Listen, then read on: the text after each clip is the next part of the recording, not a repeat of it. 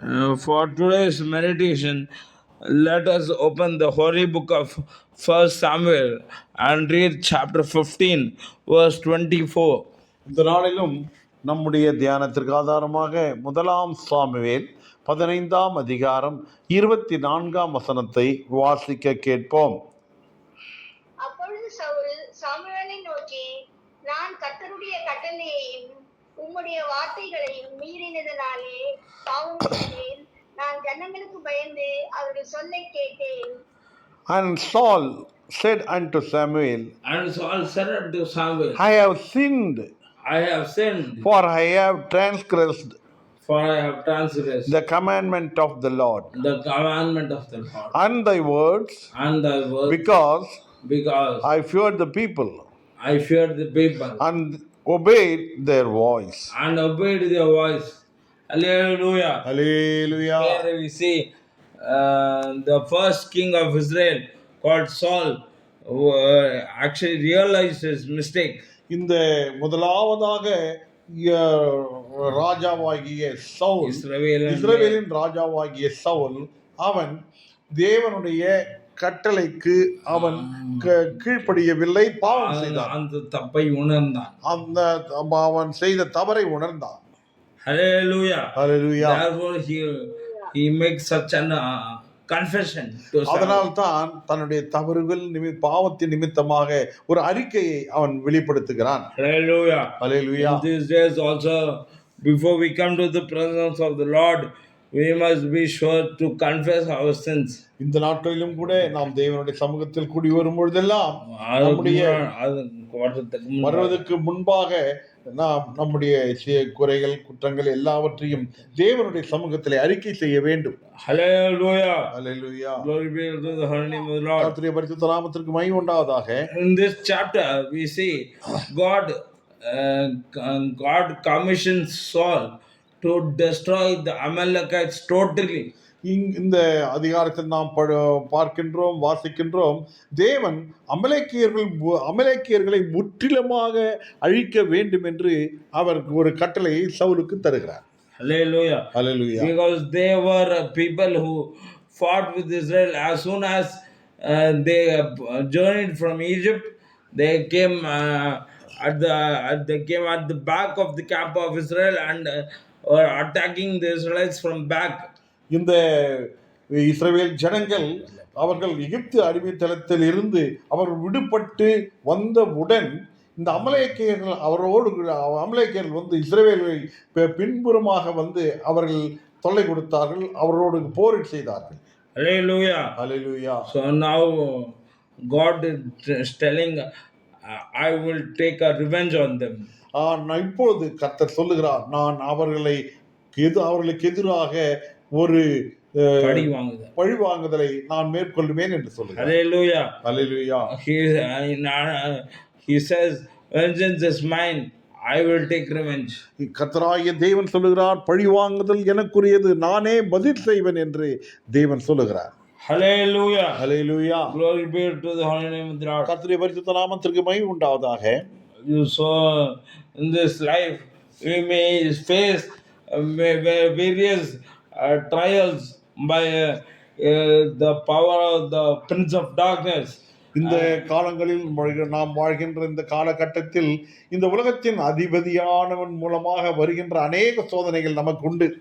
Hallelujah. Hallelujah. But for all these trials, the Lord is going to take revenge of the devil. நமக்கு வருகின்ற எல்லா சோதனைகளிலும் இருந்து தேவன் நமக்காகவே அவர் பழிவாங்குதலை மேற்கொள்வார். பிசாசுக்கு ஒரு பழிவாங்குதலை அவர் மேற்கொள்வார். Hallelujah. Hallelujah. Glory be to the holy name of the Lord. கர்த்தருடைய பரிசுத்த நாமத்திற்கு மகிமை உண்டாவதாக. You must not forget that God is silent, but even though he is silent in the future, he will definitely destroy the enemy for our sakes. நாம் இப்படியாக சிந்தித்துக் கொள்வோம், தேவன் ஏன் அமைதியாக இருக்கின்றார்? அப்படி என்று நாம் எண்ணுவோம். ஆனாலும் நிச்சயமாகவே தேவன் நமக்கு எதிராக வருகின்ற எல்லா கூட்டத்தாரையும் அவர் சங்கரிப்பார். ஒரு நாள். ஒரு நாள் அவர் சங்கரிப்பார். Hallelujah. Hallelujah. We have to wait for his timing. நாம் தேவனுடைய நேரத்திற்காக நாம் காத்திருக்க வேண்டும். Hallelujah. Hallelujah. Here Saul says, I feared the people and obeyed their voice.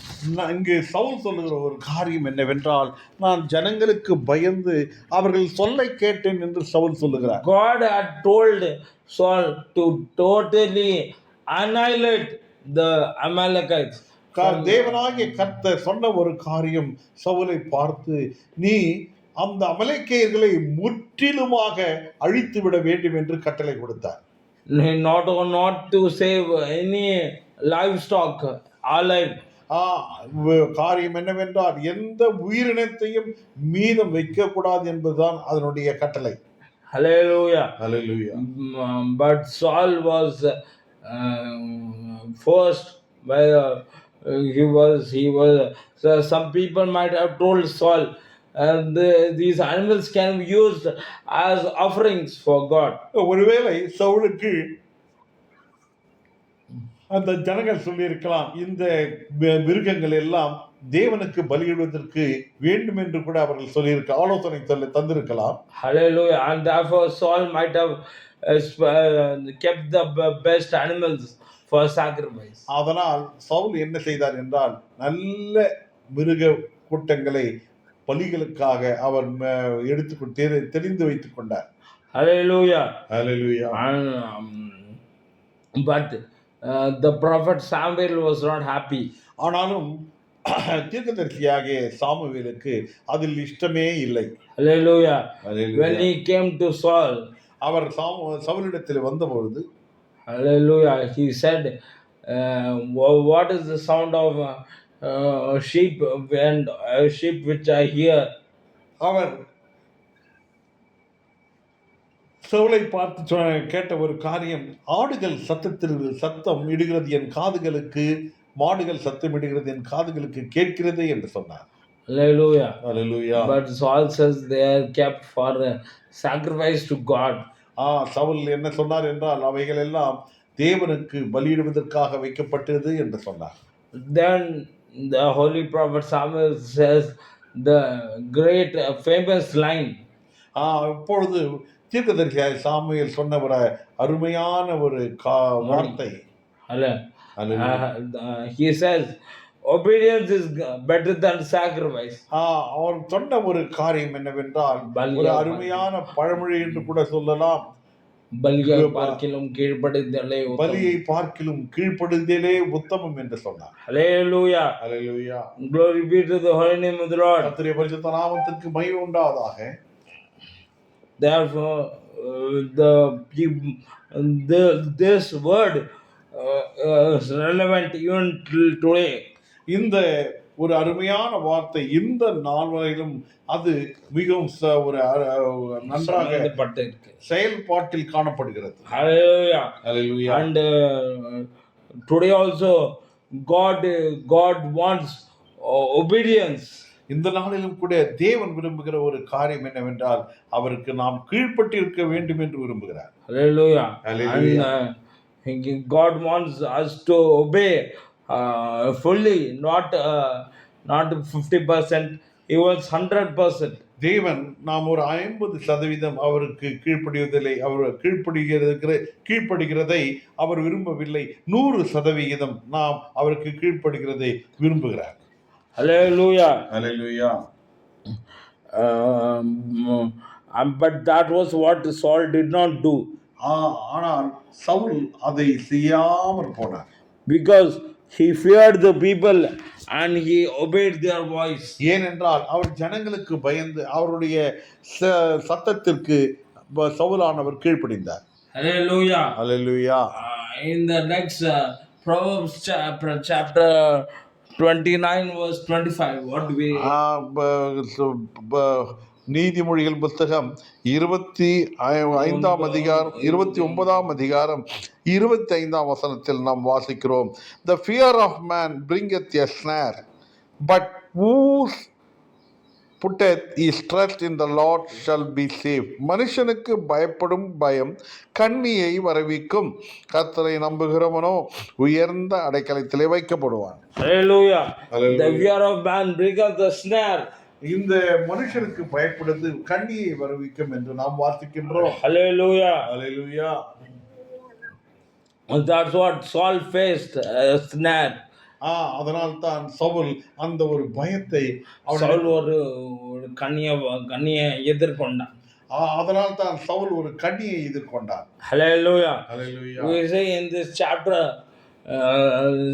the prophet Samuel clearly tells Saul, God has taken the kingdom from you and given it to your neighbor, that is David. இந்த அதிகாரத்தில் நாம் முழுமையாக படிக்கும் பொழுது தேவன் சவுலை பார்த்து சொன்ன ஒரு காரியம், சாமுவேல் சவுலை பார்த்து சொன்ன ஒரு காரியம், தேவன் உன்னுடைய ராஜ்ய பாரத்தை உன்னிடத்திலிருந்து எடுத்து உனக்கு அடுத்த ஒருவருக்கு அவர் தருவார் என்று சொன்னார். Hallelujah, that is David. அதுதான் தாவீது. Hallelujah. Hallelujah. Glory be to the holy name of the Lord. கர்த்தருடைய பரிசுத்த நாமத்துக்கு மகிமை உண்டாவதாக. So partial obedience is disobedience. அந்த குறைந்த அளவு மாத்திரம்தான் கீழ்ப்படுகிறது, அது கீழ்ப்படியாம இதை காண்பிக்கிறது. Hallelujah. Hallelujah. Obeying the Lord 100% is what he expects from us. நாம் தேவனுக்கு அவர் விரும்புகிற 100% முழுமையான கீழ்ப்படிதலை நாம் பெற்றுக்கொள்ள வேண்டும். If we fear man, then this 100% obedience to God cannot come. நாம் மனுஷனுக்கு பயப்படுவோம் என்று சொன்னால் 100% ஒரு கீழ்ப்படிகிற ஒரு அனுபவம், தேவனுக்கு கீழ்ப்படுகிற அனுபவம் நம்மை காணப்படாது. Hallelujah. Hallelujah. They need to we need to concentrate on obeying God more and more. நாம் தேவனுக்கு கீழ்ப்படுகிற ஒரு காரியத்தில் மிகவும் முக்கியத்துவம் கொடுத்து அதில் நாம் முழுமை பெற வேண்டும். Hallelujah. Hallelujah. That's why Apostle Paul writes in Galatians chapter 1 verse 10. அப்போஸ்தலனாகிய பவுல் கலாத்தியர் 1:10 என்ன எழுதுகிறார் என்று பார்க்கலாம். கலாத்தியர் 1:10. For do I now persuade men or God, or do I seek to please men? For if I yet pleased men, I should not be the servant of Christ. படிமா. இப்பொழுது நான் மனுஷனையா தேவனையா யாரை நாடி போதிக்கிறேன்? மனுஷனையா பிரியப்படுத்த போகிறேன்? நான் இன்னும் மனுஷனை பிரியப்படுத்துகிறவனாய் இருந்தால் நான் கிறிஸ்துவின் ஊழியக்காரன் அல்லவே. Hallelujah. Hallelujah. If I yet please man, I should not be the servant of Christ. நான் மனுஷனை பிரியப்படுத்துகிறேன் என்று சொன்னால் நான் ஒரு உண்மையான கிறிஸ்துவுடைய ஊழியக்காரன் அல்ல என்று பவுல் எழுதுகிறார். Hallelujah. I cannot obey my master 100%.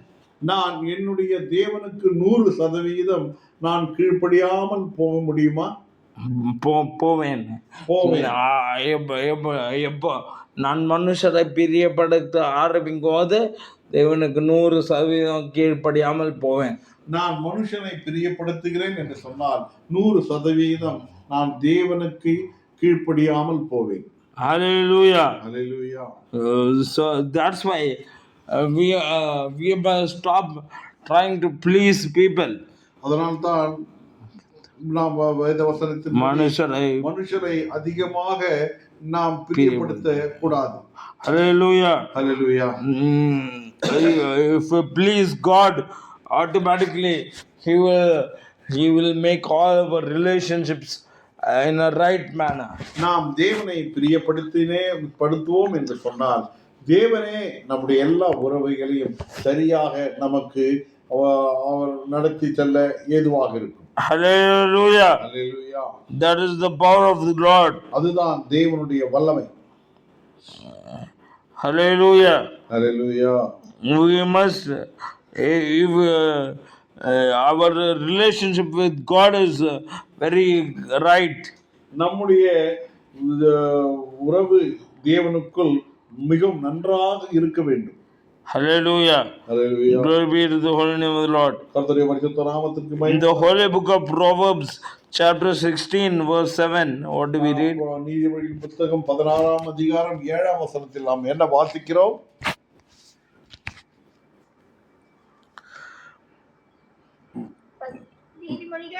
நீதிமொழிகள் 16:7.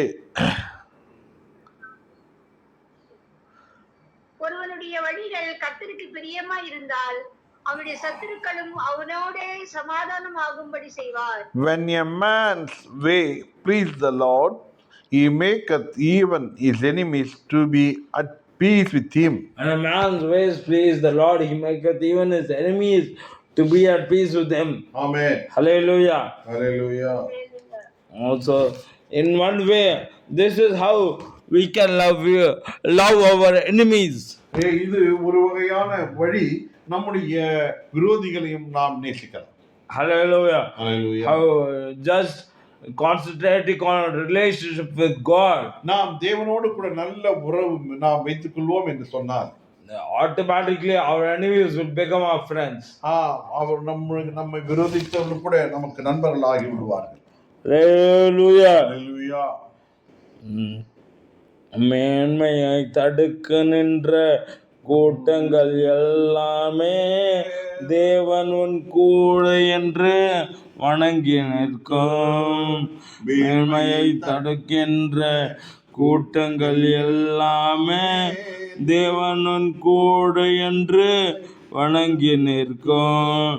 உன் சத்ருக்கள் தந்துட்ட காயங்கள் மாறும். உன் சத்ருக்கள் தந்துட்ட காயங்கள் மாறும். உன் மேன்மை உன் கையில் சேரும்.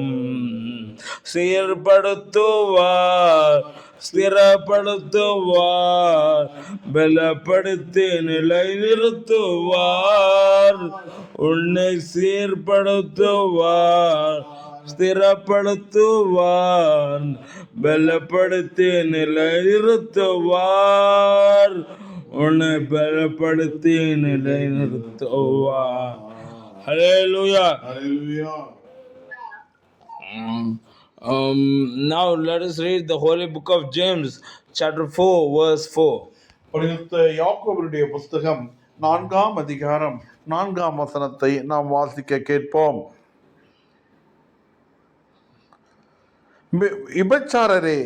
விபசாரிகளே, உலக சிநேகம் தேவனுக்கு விரோதமான பகை என்று அறியீர்களா? ஆகையால் உலகத்துக்கு சிநேகிதனாய் இருக்க விரும்புகிறவன் தேவனுக்கு பகைஞனாய் இருக்கிறான். Adulterers and adulteresses know he not that the friendship of the world is enmity with God. Not that the friendship of the world is enmity with God. Whosoever therefore will be a friend of the world, he is the enemy of God. He is the enemy of God. Hallelujah. Hallelujah. Many people desire that I must have a lot of friends and I must be respected in society, and there must be no person I don't know. இந்த உலகத்தில் சில ஜனங்கள் இப்படியாக நடக்கின்றார்கள். நான் எல்லோரிடத்திலும் ஒரு சிநேகமான காரியத்தை வைத்துக் கொள்வேன். அவர்கள் என்னை முழுமையாக மரியாதைக்குரியவனாக செய்வார்கள். எனக்கு எல்லோரும் வேண்டும், எனக்கு வேண்டாதவர்கள் யாரும் இல்லை என்று சிலர் சொல்லலாம். Hallelujah. Hallelujah. Saint James says such person is an enemy of God. ஆனாலும் இங்கே யாக்கோபு மிகவும் அருமையாக சொல்லுகிறார், அந்த மாதிரியான மனுஷர்கள் எல்லாம் தேவனுக்கு பகை என்று சொல்லுகிறார். தேவனுக்கு பகைஞர் என்று சொல்லுகிறார். Hallelujah. Hallelujah. So in our daily life we must not seek the friendship of the world. நம்முடைய உலக வாழ்க்கையில், தினந்தோறுமான உலக வாழ்க்கையில் நாம் அதிக நண்பர்களை நாம் தேடவே கூடாது. உலகத்தின் நட்பை நாம் நாடக்கூடாது. அந்த உலகத்தின் நட்பை நாம் நாடவே கூடாது. Hallelujah. Hallelujah. It's not wrong to have godly relationships or godly friendships. ஆனால் ஒரு தேவனுடைய வழியிலே நடக்கின்ற காரியங்கள் கூட நடக்கின்ற மக்களோடு கூட நாம் உறவு வைத்துக் கொள்வது நல்லதுதான். Hallelujah. Hallelujah. But generally, and also it's also good to care for the people around us. பொதுவாகவே நம்மை சுற்றி இருக்கிற ஜனங்களை குறித்து நாம் அவர்கள் மேல் சில கரிசனைகளை கொண்டுள்ளவர்களாக இருக்க வேண்டும். Hallelujah. Hallelujah. If they come to our house, we must care for them, show hospitality.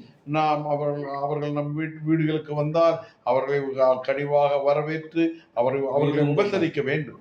Hallelujah. Hallelujah. Glory be to the holy name of the Lord. கர்த்தருடைய பரிசுத்த நாமத்திற்கு மகிமை உண்டாவதாக. But at the same time, we must not go to the extent of losing our holiness. அதே நேரத்தில் நாம் எல்லாம் அவர்களுக்கு செய்ய வேண்டும். நம்முடைய பரிசுத்தத்தை எந்த நேரத்திலும் எந்த நிலைமையிலும் நாம் இழந்து போய்விடவே கூடாது. Hallelujah. Hallelujah. If I go to a birthday party instead of going to church, and then that means I'm losing my holiness. இப்படியாக நாம் சொல்லலாம் கூட. ஒருவேளை ஆலயத்திற்கு போகாமல் ஒரு விருந்திற்கு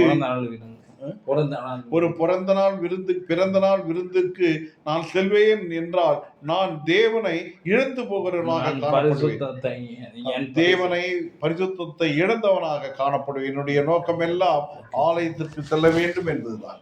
Hallelujah. Hallelujah. Glory be to the holy name of the Lord. கர்த்தருடைய பரிசுத்த நாமத்திற்கு மகிமை உண்டாவதாக. Because of time does not permit. We will look on the subject on tomorrow also. நாம் நேரம் அதிகம் இல்லாதபடியினால் இதே காரியத்தை இதனுடைய பொருட்களை நாளை நாம் காணலாம். Hallelujah. Hallelujah. For now, I would like to leave you with this small thought that our Lord Jesus will appear for His church, which is holy without spot. நான் ஒரு சிறிய காரியத்தை உங்களுக்கு சொல்ல விரும்புகிறேன். கர்த்தராகிய இயேசு கிறிஸ்து கரைதிரை அற்ற சபைக்காக அவர் மணவாளனாக வெளிப்பட போகிறார். Hallelujah. Hallelujah. He gave His life to wash the church and with His own blood. அவர் தன்னுடைய சொந்த அவருடைய சரீரத்தை அவருடைய வாழ்வை கொடுத்தது என்னத்திற்கு என்றால் சபையை பரிசுத்தப்படுத்த வேண்டும் என்பதற்காகத்தான். Hallelujah. Hallelujah. And He was resurrected the third day. மூன்றாம் நாள் மரித்தோரிடத்திலிருந்து அவர் உயிர்த்தெழுந்தார். He is calling you to be part of that resurrection. அவர் உங்களையும் கூட அந்த உயிர்த்தெழுதலில் பங்குள்ளவர்களாக மாற செய்ய வேண்டும் என்று விரும்புகிறார். Hallelujah. Hallelujah. So let us all submit to the word of God. நாம் எல்லோரும் தேவனுடைய வார்த்தைக்கு நம்மை ஒப்பு கொடுப்போம். Hallelujah. Hallelujah. Now I humbly request to pray and to conclude. இப்பொழுதும் கூட மம்மி அவர்கள் ஜெபித்து இந்த ஜெபத்தை முடிக்கும்படியும்